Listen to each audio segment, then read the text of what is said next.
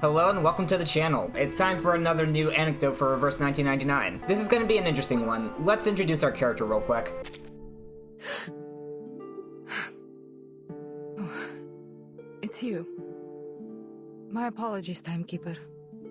It's hard to unlearn the reflexes of a soldier. So this is Moldir. Unlike the other characters you read about, she was an event character. I think she might be the first one to get an anecdote. Nope, I was very wrong about that. Normally event characters get things like this, and they tend to be supplementary to the main story, like explaining how the character got to where they are, or what they're doing immediately after. And the anecdotes are usually their own thing that don't really require any other context. Like generally the only context you need for anecdotes is a rough idea of what the setting is like. But considering what the ongoing event is, it could be different from Moldir this time around, and since it's probably going to be relevant, her arcane skill is the ability to fix things, though she tries not to use it unless necessary. And since they might get brought up, I'm gonna introduce one more character. Oh, finally!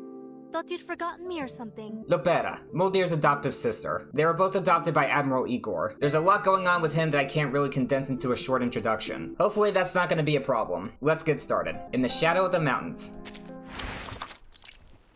Horseback riding. Valley outside the ancient city of Iconom. Along the riverbank, young riders grip their reins as they make their way back toward the village garrison. At the head of the column rides the lieutenant on her red-brown Anecdote, and behind her the slanting sun sweeps westward, hanging alone at the edge of the earth. Lieutenant, while Igor fights on the front, his eldest child has been placed on another task. Someone has to keep things working at the rear. It's a promotion in all but name and an expression of absolute trust. I actually forgot to mention the Xeno faction. They're a military group working with the Foundation. I think they might technically be independent from them. I'm not exactly sure what the relationship between the Foundation, Laplace, and Xeno is. Like, they work together but generally do their own thing. Anecdote. This is probably Russian. I have no idea what the pronunciation rules for that language is. It is said that the Anecdote carries the blood of the first horses. They're stubborn with a wild spirit, but once broken in, their loyalty is unshakable. In the east, old tales claim they could run for hundreds of miles in a single day, until their sweat turned red as blood.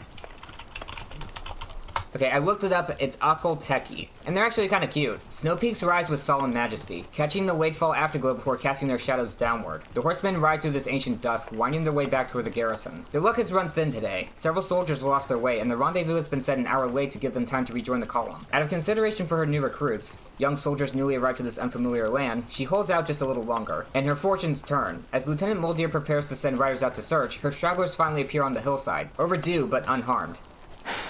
Pick it up. We need to be back before nightfall. Is everyone accounted for? She lifts the reins, and her horse rises before breaking into a few quick strides. Loud ones.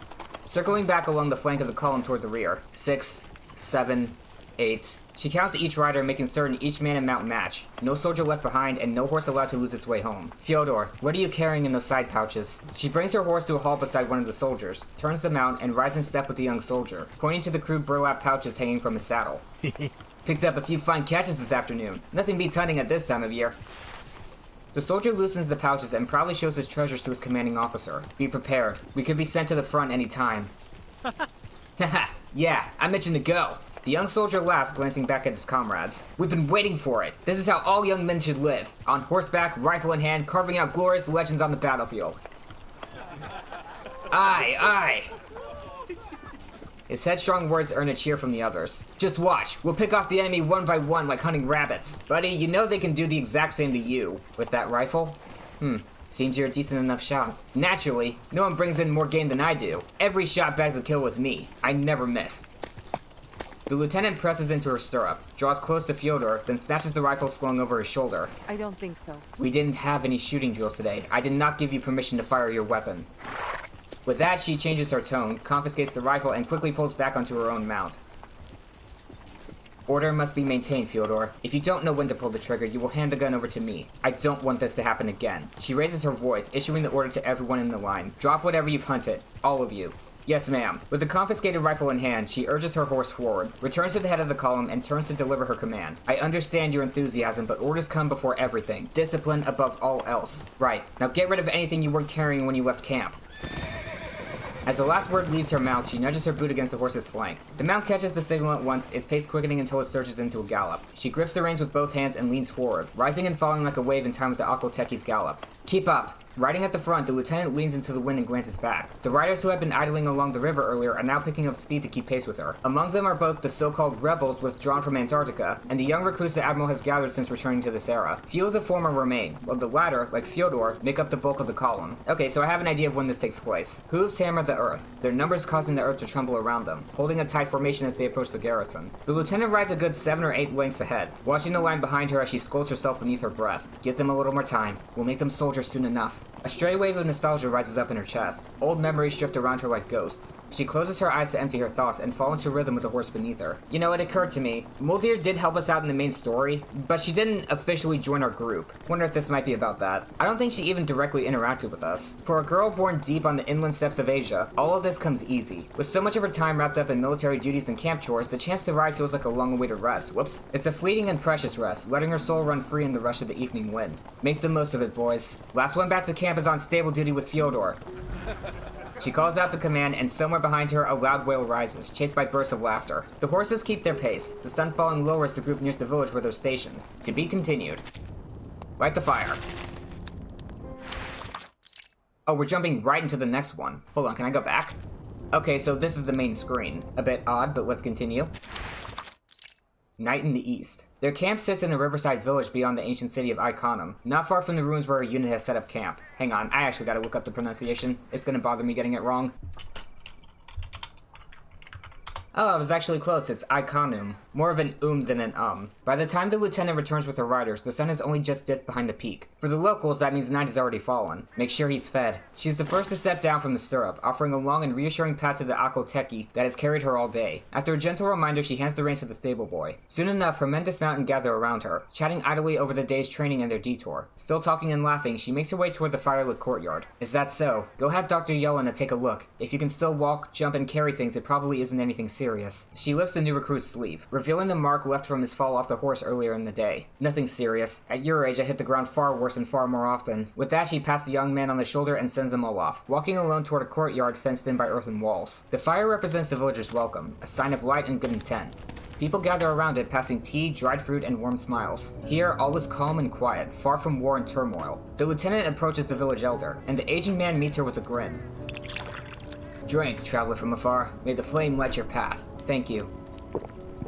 The lieutenant takes the bowl of milk wine in both hands and finishes it with a single gulp. She recognizes the flavor, a taste of her childhood, long before she donned a soldier's uniform. In the safety of her grandmother's home, a life that was simple and carefree. Oh shoot, I gotta show you guys something after this. Now, after leaving the frozen wastes of Antarctica and returning to an unfamiliar age, she has taken on a new assignment, traveling to the far eastern highlands and river valleys to take command of a newly reformed unit, with orders to make them ready for the battles ahead. We'll be staying here for a few days, sir. Thank you for taking us in. She takes a seat beneath the thick trunk of a desert poplar, her eyes lingering on the bonfire burning nearby. The blaze gives off a faint warmth even at this distance. In the courtyard beyond, troops and the ever-hospitable villagers mingle and joke as they pass around milk wine, salted lamb, and thick stuffed samsa pastries. The fire's light creates a tiny patch of life in the still darkness, an island of peace in this age of war. We welcome our guests as we always have. But tell me, what name should I give my people when they ask who you are? Oh, what should I say? I think both of these are untruthful in a way. I'm gonna go with this. Your decision changes what is yet to come. We've come from further north. My father commands a unit there in the Don River region.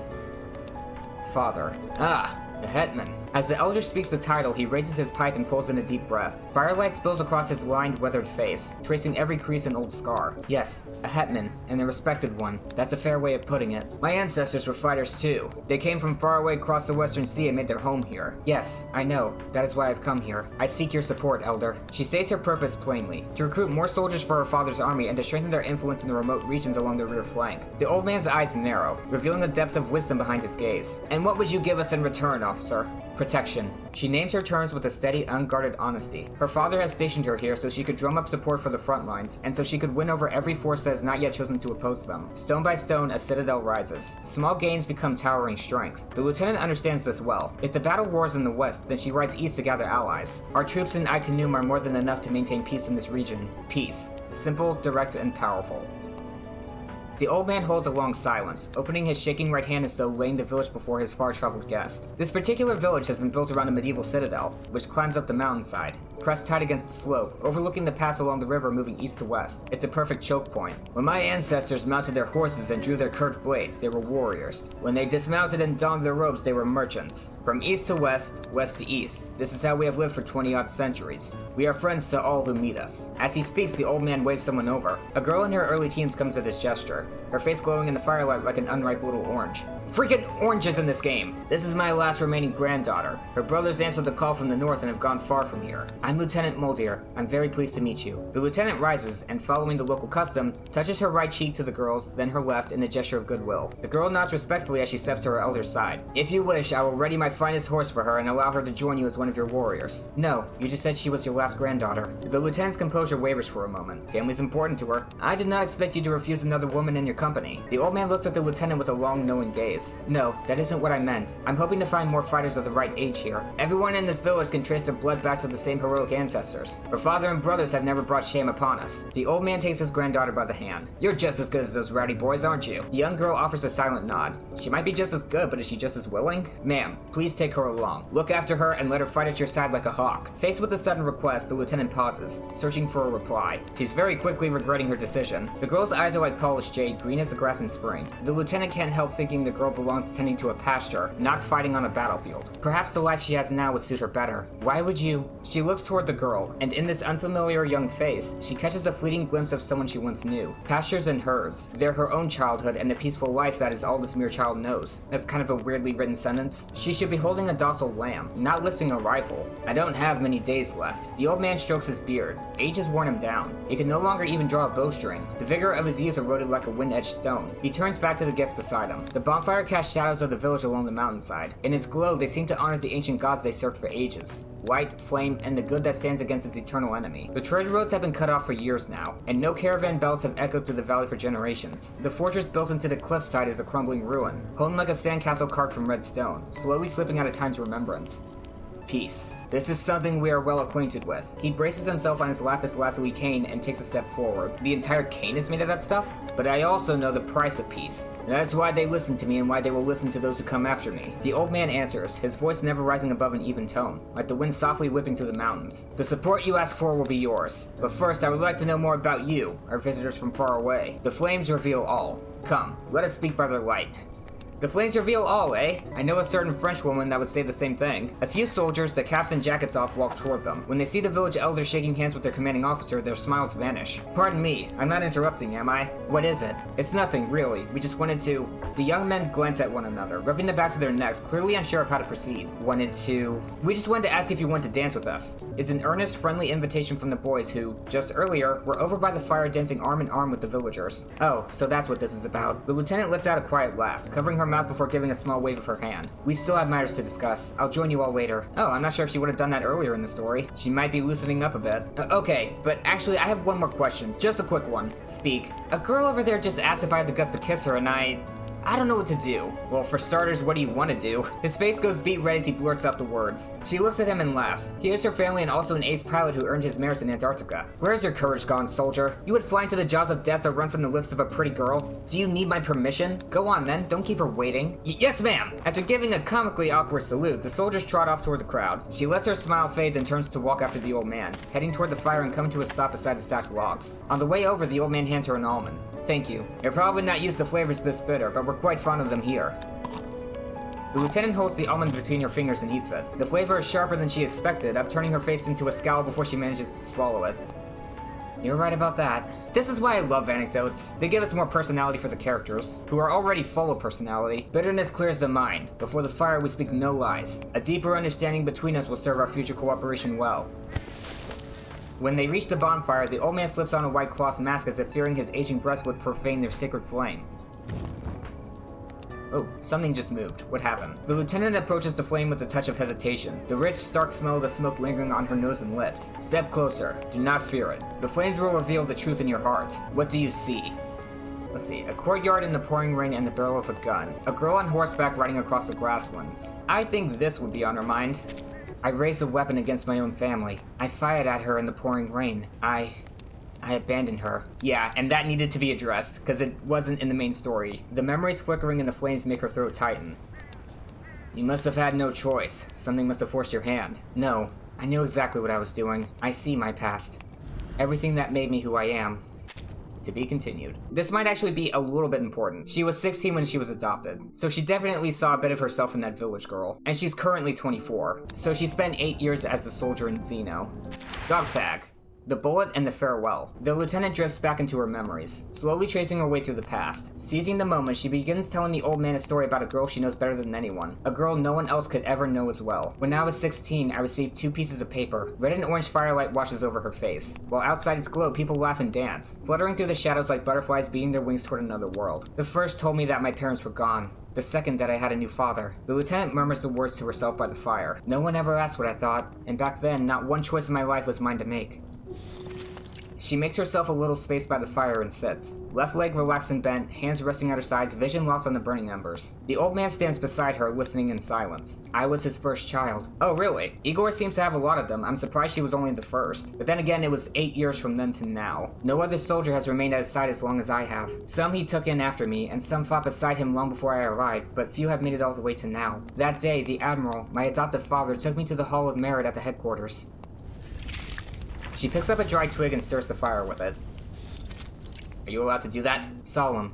Silent. They call it a memorial hall, a place that houses the deeds of the fallen. Whether soldier or commander, the fallen all have a place there. Cold metal, stone, and light. A far cry from the warm, living fire before her. I found my mother's and father's names there. My biological father. They sacrificed their lives for a worthy cause.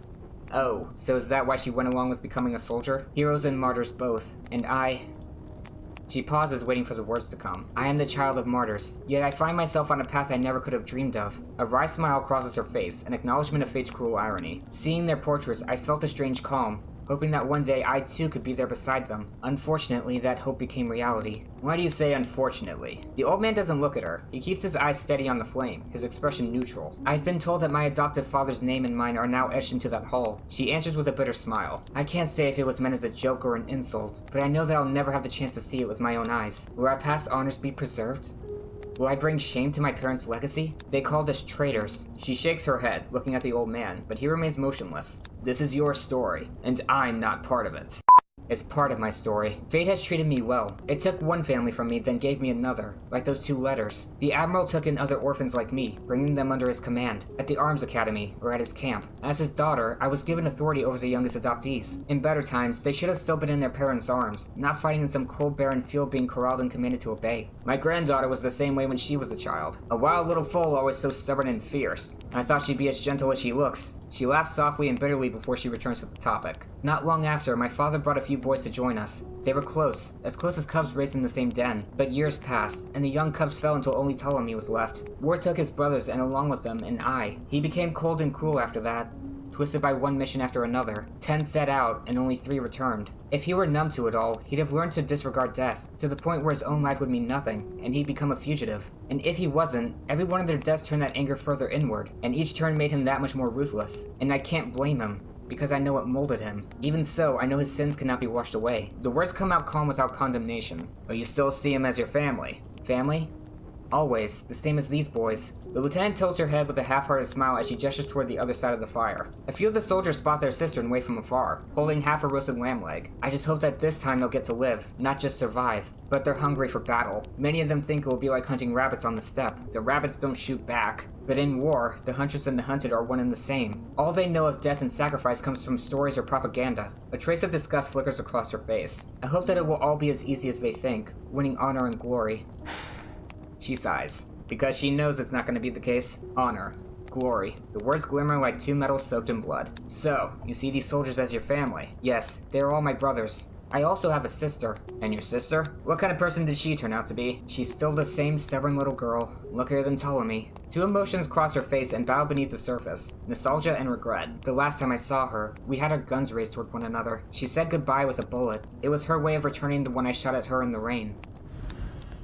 To be continued. And to be clear, she is talking about Lopera, who's only 15, by the way, when all that was happening. Next up is Metal.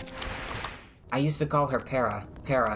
Lopera. There wasn't any trick to the name, it was short and simple. First, press your lips together, then part them, and gently drop your tongue toward your chin. It sounds light, floral maybe. Like the frail creature I saw when I met her, an unripe orange fallen to the ground too soon. Do oranges grow around here? She asks the old man, who gently shakes his head. Right. I never seen an orange back home either. She asks herself a question, then answers it. Tarter than grapes, sweeter than plums. A runaway child. Father brought her in, and we couldn't help but be curious about the little girl with her orange hair. Ptolemy sized her up with his one good eye. I remember the first thing he said to her. You're shorter than I expected. She mimics her brother's tone as she speaks. Lopera walked right up to him, stood on her tiptoes, and pulled him down by the collar. Call me short again, I dare you. And just like that, we were all laughing. Ptolemy could still laugh back then. But not Father. Even then, he stood there solid as stone. I could see him watching her with that cold, calculating gaze, studying her, waiting for her next move. I know what he must have been thinking. Most fathers would feel the same. Ptolemy naturally couldn't help but meet the challenge. He went down a list of words. Runt, shrimp, short stuff, as if he had them prepared. He's always had a cruel sense of humor. And then he realized Lopera was the perfect height to punch him in the groin. Father and I simply sat back and waited for what would happen next. I don't know why that's making me laugh so much. Maybe because it's totally in character for both of them. I can picture it happening so clearly. She sighs. Reliving these memories had been a welcome rest from her exhaustion and mental strain. Why are these a term? Oh, it's explaining why. For months she hasn't had a moment's rest. Working to keep her people together, backing her father, and at times fretting over the sister who chose a different path. She practically leaped as she yanked down on his collar. Ptolemy tumbled over her shoulder like a sack of oats. She freaking judo flipped him. I can still remember that stunned look on his face, staring up at the sky. Then we all turned to Father. I already knew what we would see. The same nearly imperceptible smile he gave any of us when he was pleased. At least he could smile a bit. Ptolemy was furious. He pulled her down into the mud right along with him. The training grounds were always muddy, even on sunny days. I think that was by design. I tried to pull them apart, yelled at them to stop, but Ptolemy had long since stopped listening to me. And Lopera, I'm not sure she ever did. There was nothing I could do. She says it with a smile. How long have you been feeling helpless? Eventually, I managed to grab a hold of my new sister, like grabbing an orange, and pulled her out from the muck. Ptolemy reached for her, but I stood in his way. I told him he needed to cool off. That was their first fight. Certainly not the last. I'm sure those two fought more than anyone else. All of our siblings fought. Father encouraged it. He believed it made us tougher, more resilient. Sometimes that was true. The old man nods as if in agreement. I taught her how to hold a gun. I also taught her how to ride, how to match the horse's rhythm, and how to aim while on horseback. Happy memories flood to the surface, playing out like a movie lit by flickering flames. That's how things were, the good and the bad, but things change. The sun had long since set, and a clear starry sky has replaced it. The chill mountain air creeps up from the darkness, making the bonfire's heat feel all the more precious. She shifts her gaze up from the fire to the moon.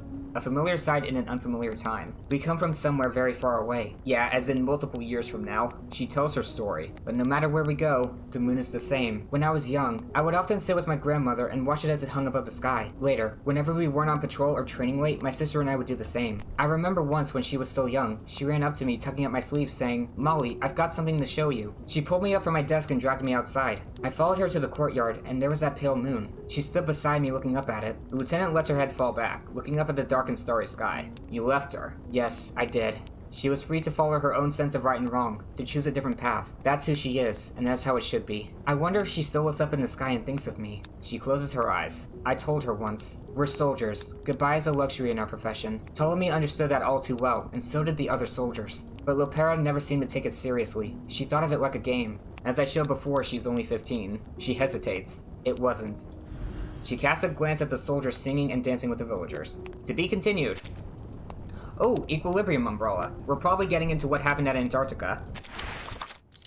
The rain. Most of them have never shot at anything that could shoot back. Rabbits, birds, deer, maybe a wolf or a bear. A hunter is not a soldier just because he can fire a rifle. No more than climbing on a horse makes you a knight. The old man nods in firm agreement. You speak truly. To be a soldier is to be both the best and the worst of humanity. I still remember their names. Her voice trails off. After taking 2 deep breaths, she begins again, reciting the names as if they were a solemn vow. Marshall, who was always better with a sword than a gun. Whitewood, who took better care of his books than his rifle. And Vasilia with her falcon.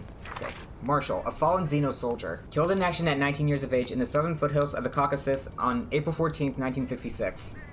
Whitewood, a fallen Xeno soldier, lost at sea at 20 years of age, after the Cape of Good Hope shipwreck on October 23, 1913. And Vasilia, killed in action at 22 years of age in the southern Balkans on November 25, 1912. Is all that important? Not to us, but definitely to Moldir. Their names linger as ghostly wisps in the night air. Lopera and I were supposed to go out on a mission. It was her first opportunity to witness a battlefield firsthand. But just before we left, Father decided to leave the 2 of us behind. Oops. I still don't understand why. I gotta be careful when I'm clicking. Hang on, can I go back? If I go back and come back in, I can remake my choice here. I want to go with this. I remember how disappointed she was. Wait a minute. Did this pop up when I clicked I don't understand why? Lopera screamed in the middle of the station, demanding to know why she couldn't go to the front, because she was probably even younger than she is now. The fall was colder than usual, and it was already snowing. I can still picture those white flakes that dotted her orange hair. As she yelled and protested, all the soldiers turned to look at us. So many familiar faces. I thought perhaps the message meant that the war was ending, that we weren't needed there. No, it means it's going worse. But that was the last time I saw many of those faces. Some of them I once called siblings too. They went to war. We went home. Those were Father's orders. She lowers her head. It wasn't long after that we received the first of their remains. Lopera dug the graves herself. It was snowing that day too. She feels a chill run down her spine, one that doesn't belong to the cold air around her but to that distant memory. Fate brought me to my father, and then one after another brought others to our side. They would come and go, live and die, then more would come. Orphans created by and for war. Exhaustion lingers in her voice. War forces us to grow to adapt to our conditions, to the brutality around us. It's not right to say grow. We survive. Those that adapt survive. She bites down on her lower lip, her brow furrowing. My sister has been on many missions, but I don't know if she's ever seen that side of war for herself. I never got the chance to ask. I never wanted to. She opens her hands. I hope not. I hope in some way she never has to adapt to the cruelties that I have. The brutal calculus of command. She's suited to what she does. She isn't meant for the front lines. The old man pulls an almond from his sleeve and hands it to her. Thank you. The lieutenant takes it, her face scrunching involuntarily, anticipating the oncoming tartness. And what was it that changed you? A battle that wasn't worth remembering. When I shot a man I didn't know. Years ago, the Admiral brought his daughter to the battlefield. They flew in during the final days of the war. She was still being trained as an officer. Oh, it's plane sounds. From the window of their plane, she could see husks of concrete buildings jutting out like bones over the scarred landscape. It was her first real taste of the battle, an assault on a fortified position. We secured the street. We had tanks then, large armored vehicles with cannons. She explains for the man, though perhaps even the notion of a motor vehicle might elude him. But tanks are no use in taking a building. I led the troops in. I think we had reached the 3rd or 4th floor without opposition. Then I heard a voice, a man speaking in a language I didn't know. I turned to see a stranger. It didn't take long before he saw me too. I reached for my gun. He raised his. The lieutenant taps her thumb on her chest, signaling with a small gesture. The old man nods in understanding, his wrinkled thumb turning the lapis lazuli beads on his wrist. Yes, so many of those. I reacted on instinct. Father's training. It was over in a single shot. She sighs. Then, I don't know why, but I crumpled to the ground and lay there. My mind went blank. Was that your first kill? My comrades came running over. They thought I had been hit. Her hand trembles on her chest. The moment replays itself in her mind. They told me I was crying and throwing up as they dragged me out to safety. All that training. All that was expected of me. Honor and glory, a martyr's death. But I only killed that man because I was afraid to die myself. I couldn't escape the look on his face as I shot him. For a long time after, even in training, if I heard a gunshot I would feel sick to my stomach. Until one day I changed. That sickness in my stomach just went away. Or maybe I learned to live with it. The old man stops twisting the beads with his fingers. The fire twinkles back at her in the bright blue reflection. It is a feeling all soldiers must learn to live with. And now the dombra, some kind of instrument. The song. It's getting late. I appreciate you listening to me, sir. You are my guest. The lieutenant nods respectfully. The music is picked up again. A familiar song that brings a wave of cheers from the nearby revelers. Smoke rises up into the night sky before fading into the canopy of stars. May I ask that young lady over there if I can borrow the dombra? You know how to play? Of course. He raises his hands and claps. The musician, noticing the gesture, stops playing and walks over with the instrument in hand. The young commander wishes to perform a song for us. The old man calls out to the people in the yard. Please, I didn't mean to stop everything on my account. I suddenly feel as if I'm about to embarrass myself. She takes the instrument, testing the sound, like reacquainting with an old friend. She probably learned to play before getting adopted. The soldiers gather around, eager to join in. Curious villagers trail behind, edging closer to the honored guest. You're gonna play a song, Lieutenant? That's right. That's right. I thought I might show you all that I can relax too. She sits down with the instrument, facing the bonfire and the people waiting by it, and begins to play. Her voice, initially soft, rises into a clear and bright song, a memory of her homeland.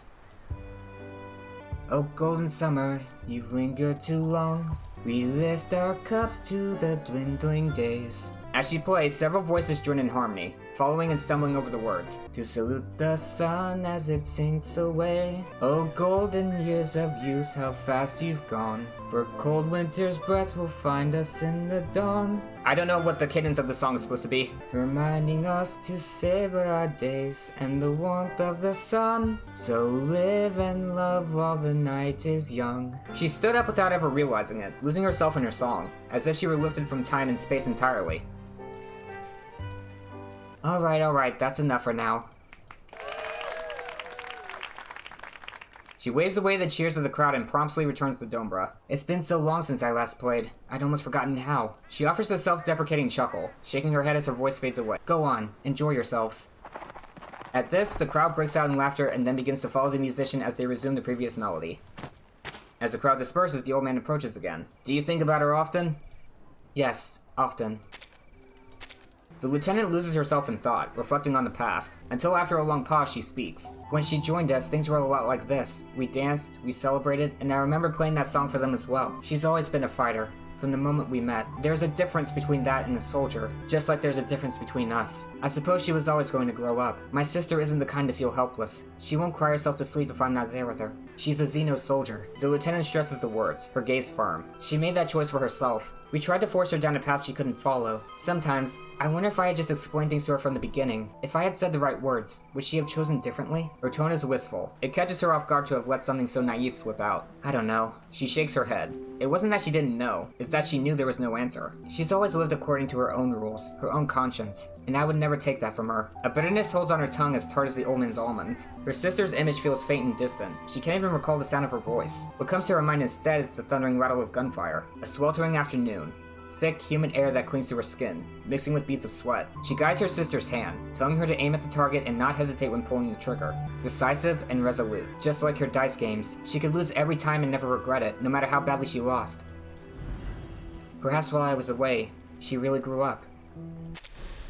One more. Holy crap, that letter! Moldir, congrats on your King of Fighters invitation.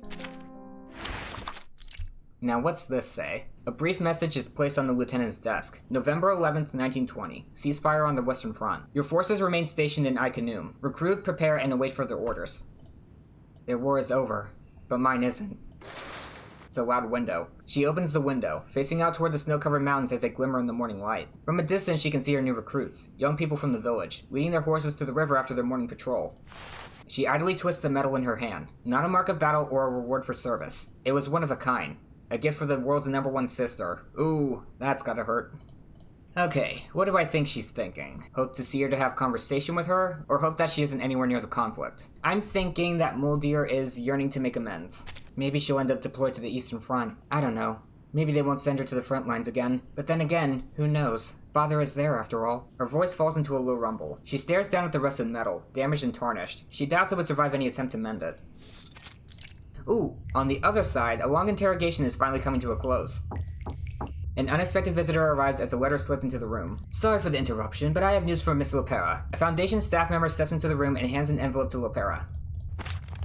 She opens it and pulls out the contents in full view of everyone. No one stops her. Eastern Front. Igor. She reads in silence. Her ever-easy smile falls away into frustration. Yeah, this is after they parted ways. She scans the page again and again, as if searching for another name. We thought it best to share this with you. Thank you. We haven't received any intelligence on former Lieutenant Moldir. That doesn't surprise me. If she's still alive, if she's somewhere out there, I just hope she doesn't come to regret her choices. Sounds like she did some work for us in Antarctica. Sí, claro. Sí, claro. Oh yeah, Lopera's from South America. Is that so? If there's any news of her, I want to know first. We'll do what we can. The blinds of the interrogation room are pulled open, and the dazzling light of day floods in. On this late fall afternoon, the sunlight slants into the cold, bare room. Lopera stands by the window, lifting a hand to shield her eyes as she squints toward the world outside. You said earlier that the storm has changed the era again. Yes, we're back in 1920, 71 years before the last reversion. Oh, that's a wide gap. Only for some reason the Great War isn't over. The timeline as we once knew it has changed. War goes on. Lopera doesn't say anything further, her face tangled with emotion as she looks out toward an unreachable horizon. In the daylight, somewhere far across the world, the woman she worries for rides beneath the mountains, holding her reins in a firm grip. Outside the ancient city, fall in. The lieutenant's command cuts through the air. At the valley's edge, her soldiers wait fully armed. The troops fall into formation, silently waiting for whatever order comes next. Forward! And that's the end. Achievement unlocked, world's #1 sister. Oh, she looks so nice there. I'll take all of that, thank you. Ooh, a second ending. Okay. This indicates the chapter has branch options that may lead to different endings. Oh, thank you so much. Wait, hang on, what happens if I skip? Oh! I can skip right to the choice. That's awesome. A Xeno officer. I'm an officer from the Xeno Arms Academy. The lie curdles on her tongue, but then she reminds herself that, though she may not bear the title, her life is nonetheless bound to Xeno through her past, her adoptive father, and the sisters and brothers she grew up with. Academy. There's a touch of doubt in his hoarse voice. The firelight paints his white beard with streaks of burning red. It's where soldiers like me are trained. My ancestors were fighters too, and then it's the same from there. And we see a girl on horseback riding across the grasslands. That's the one that changes what is yet to come. I think I need to make all the choices that say this to get the second ending, but we're gonna see all the opposite things first. Dusk and a band of horses. They race across the grasslands that seem to stretch on forever, and a girl rides with them. I know that young rider. She was always like that, riding beyond the horizon, stopping only when her horse chose to rest, lifting her face to stare at the stars above. She wanted to become a scientist, just like her mother. Oh, that explains why she uses alchemy in her ultimate. But fate had other ideas. In the end, she picked up a gun. Her hand moves to her sidearm before she even thinks about it. It's a gesture long since ingrained in her. We are nothing more than driftwood carried on the current. You're right. I see my past. Everything that made me who I am. I still don't understand why. We were still at the station, waiting for the train, when the messenger showed up with orders for us to turn back to base. By the time I finished reading, the train had pulled into the station. The others started getting on one after another. The disappointment on her face hardened into something else. Sadness became protest. Protest turned to rage. All I could do was grab her hand and tell her to follow orders. I didn't understand Father's reasoning, but I followed his orders. Just as I always have. I keep my opinions to myself and I follow my orders. Fate brought me to my father and then, one after another, brought others to our side. Same dialogue from there. Do you think about her often? Now and then, but she'll always be my sister, but that wildness in her. We grew apart. Maybe there was nothing that could stop us from growing apart. All that matters to me now are the lives of these soldiers under my command. The past is a river we've already crossed. Tomorrow matters. Yesterday does not. You're right. I suppose she was always going to grow up. And then the last one. I hope she isn't anywhere near the Eastern Front. She'd be better off staying away from this war. In fact, I pray we never see her at all. Father won't show her any mercy. She clenches the metal, the cold metal carrying a warmth that's hers and hers alone. She wouldn't either. She doesn't want either person she cares about to die. She picks up her rifle and turns to head outside. Her troops are waiting for her. The crisp fall air fills the sky outside, clear and boundless, illuminated with the rising sun. And then that brings us to the interrogation. I'm just gonna click through this to see if anything's changed. Everyone fall in. Okay. Adjutant, girl on horseback. I remember how disappointed she was. Think about her often. I hope she isn't anywhere near the front. Now we click through this, slowly. Oh, meanwhile, on the other side, she's nearing the end of a long interrogation, the final round. I've got nothing more to say. They're traitors and he's gone. I don't know who's running the little rebellion now. It's Igor. He's alive. Our intelligence is certain of it. Yeah, and? What about Moldir? We haven't heard anything about her. Ever thought about going to the Eastern Front, soldier? She holds her silence for a long time. I'll go wherever I'm ordered to go. The blinds of the interrogation room are pulled open, and the dazzling light of day floods in. On this late fall afternoon, the sunlight slants into the cold, bare room. Lopera stands by the window, lifting a hand to shield her eyes as she squints toward the world outside. You said earlier that the storm has changed the era again. Yes, we're back in 1920, 71 years before the last reversion. Only for some reason, the Great War isn't over. The timeline as we once knew it has changed. War goes on. Lopera doesn't say anything further, her face tangled with emotion as she looks out toward an unreachable horizon. In the daylight, somewhere far across the world, the woman she worries for rides beneath the mountains, holding her reins in a firm grip. She didn't get the letter. Fall in. The lieutenant's command cuts through the air. At the valley's edge, her soldiers wait fully armed. The troop falls into formation, silently waiting for whatever order comes next. Forward. That was the second ending, right? It was. I don't know if that's better or worse.